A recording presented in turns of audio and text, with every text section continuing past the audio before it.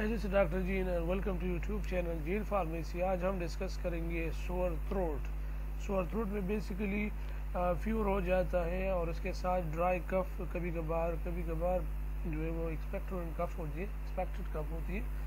तो ये mainly Zoar throat के साथ होती है। सोअर थ्रोट के साथ कुछ अदर सिम्टम्स भी आ सकते हैं कि उसके साथ कफ और वो भी ड्राई सोअर थ्रोट जो कि ख़ुद एक बीमारी है। रनी नोज होता है उसके साथ, जिसको हम रिनाइटिस भी बोल सकते हैं। नेज़ल कंजेशन, कभी कभार नेज़ल कंजेशन भी उसके साथ हो जाती है। Headache, low grade fever, facial pressures, blushes like face हो जाती है। स्नीजिंग उसके साथ स्नीजिंग आती है। तो ये मोस्टली उसके सिम्टम्स है। चीफ कंप्लाइंट में जब भी आपको एक पेशेंट हॉस्पिटल में ओपीडी में आ जाता है तो आप ये सिम्टम्स जो है या चीफ कंप्लाइंट उसकी अगर आपको उसमें स्टडी में आ जाती है तो you should go toward the specific investigations. आप कभी कभार उसकी सीबीसी भी करते हैं। अगर उसकी सीवियर इन्फेक्शंस रहती है तो सीबीसी भी आपको कर सकते हैं। उसके आपको न्यूट्रोफिल्स एंड इजानोफिल, लिम्फोसाइड्स, ये चीज़ें आपकी डब्ल्यूबीसी राइज अगर पता चल जाती है तो उसमें इनके सोअर थ्रोट है और वो भी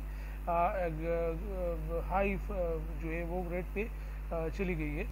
उसके बाद साथ साथ अगर उसको चेस्ट कोई प्रॉब्लम भी होते हैं तो चेस्ट एक्सरे भी आप कर सकते हैं, CXR, तो वो भी आप कर सकते हैं उसके साथ।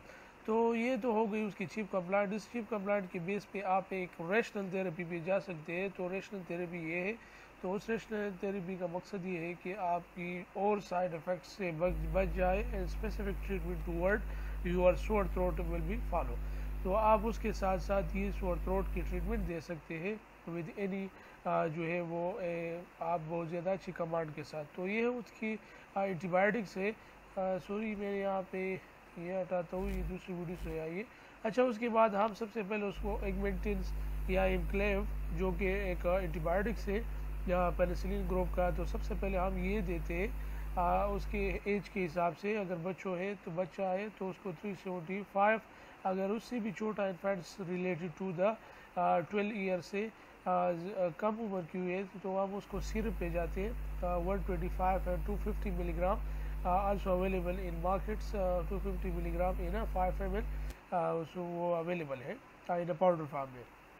तो सबसे पहले हम जो है ये एगमेंटिन एंटीबायोटिक प्रिस्क्राइब करेंगे depend upon age, depend upon severity. तो उसको हम 3 टाइम अ डे या 2 टाइम अ डे BD हम प्रिस्क्राइब कर सकते हैं।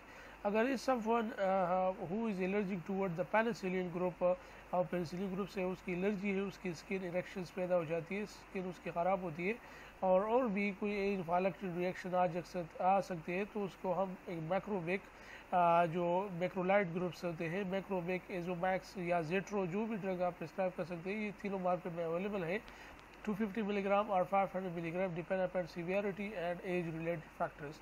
तो आप ये भी प्रिस्क्राइब कर सकते हैं। उसके बाद अगर उसको जो है वो ड्राई कफ है उस पेशेंट्स को तो उसको हम सिरप हाइड्रोलिन DM या कोरिक्स डी जो कि 2 टीस्पून हम DDS या BD हम प्रिस्क्राइब कर सकते हैं उसको।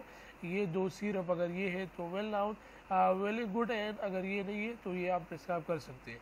उसके बाद हो सकता है कि ये सीवियरिटी या उस दिस सोअर थ्रोट और फीवर और ड्राई कफ है may be is related to the allergic reaction. आजकल एलर्जिक बहुत ज़्यादा कॉमन है, उसकी डस्ट एलर्जी है, मुख्तलिफ पोलन एलर्जी है, मुख्तलिफ एलर्जीज हो सकती है। तो मे बी ये एलर्जी की वजह से सोअर थ्रोट काज हुई है। तो उसके लिए हम उस एलर्जी को किल करने के लिए हम सॉफ्टेन, लोरेन, NSA या जार्डेन, जो भी ड्रग इसमें 3 में आप प्रिस्क्राइब कर सकते हैं, या सॉफ्टेन, लोरेन, NSA या जार्डेन 10 मिलीग्राम एक टेबलेट्स रात को आप ले सकते हैं या दिन में 2 दफ़ा। इसमें जो कि ये एलर्जिक ड्रग्स जो है ये नॉन सेडेटिव है तो इसको आप मोस्टली प्रिस्क्राइब कर सकते हैं in the morning as well as noon time आप प्रिस्क्राइब कर सकते हैं, क्योंकि इसकी एलर्जी इसकी सेडेटिव जो है वो नॉन सेडेटिव है मोस्टली। उसके बाद अगर इस पे पेशेंट्स को फीवर है, हाई ग्रेड फीवर है या लो ग्रेड फीवर है तो उसको आप पैरास्टामोल या पैराडॉल टैबलेट्स पे आप जा सकते हैं 500 मिलीग्राम 3 टाइम अ डे। अगर उसको हाई फीवर है, हाई ग्रेड फीवर है तो आप पैराडॉल एक्स्ट्रा एक टैबलेट लेंगे। अगर फिर भी उसको पैराडॉल एक्स्ट्रा आपके पास नहीं है तो फिर simple Panadols 500 milligram 2 3 time a day 2 tablets आप लेंगे तो इंशाल्लाह उससे ठीक हो जाता है। So this all about the treatment of sore throat. I hope कि आपने इससे फ़ायदा उठाया हुआ होगा। तो इंशाल्लाह भी नेक्स्ट पे हम भी रेशनल थेरेपी पे जाएंगे मुख्तलिफ डिजीज़ के बारे में। तो आप ये वीडियोस देख लें, इंशाल्लाह आपको इसमें फ़ायदा होगा। ओके, थैंक यू, अल्लाह हाफ़िज़।